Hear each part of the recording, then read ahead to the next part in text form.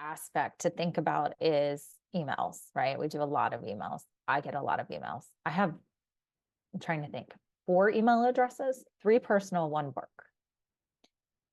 I have 1 email address that I have had forever. My first email address.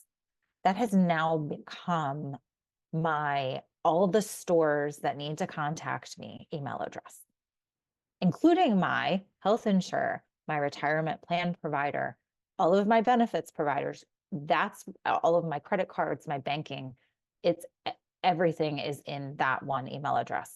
I don't check that email. I check it a couple times a month, or when I need a coupon and I'm at a store at a retail location, need to pay for something, and I'm like, I'm sure I have a coupon here. So I think there's a lot of email overload for folks. And, while I do think that, there is no really world in which we can avoid online surveys, right? It's just so easy. It's relatively fast to execute. It's less expensive than mail surveys, than phone surveys.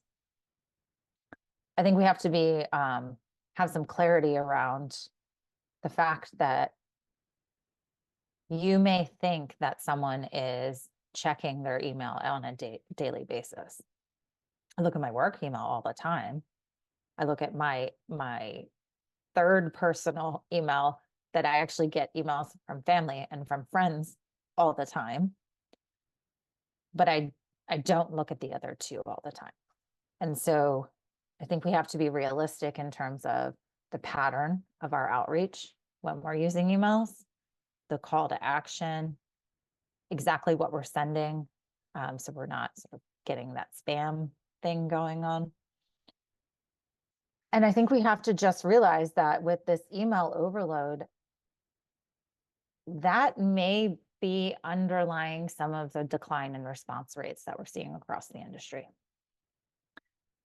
I think that when we do multiple touch points, so for example, you might send out a pre-notification snail mail letter, letting your customers know that this initiative is coming and they may be contacted. You could do that and actually link to a survey itself, which is even better. And then you send the email, right? That gives them sort of a couple of things. 1, legitimacy. This is not some spam thing that's coming out of the blue. I can expect to receive this. And 2, kind of an alert that I should maybe check my email. If I want to give some feedback, I want to take a look at this.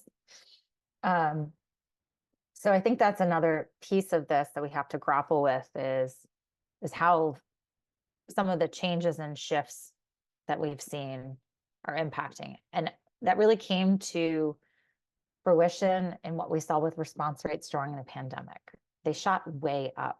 People were around, they had time, they weren't as busy, and they were, I think, much more willing to participate in research because they had some downtime.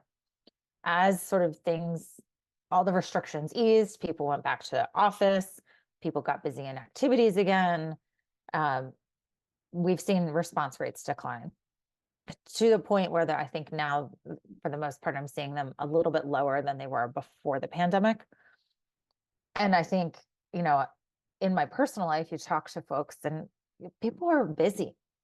They came out of the pandemic and they took on a lot of activities because it was like, we're free. Let's go do all the things. And I've been hearing recently in my personal conversations that people are starting to pare that back a little bit, starting to say no to things that maybe they were doing before in this sort of rush of freedom,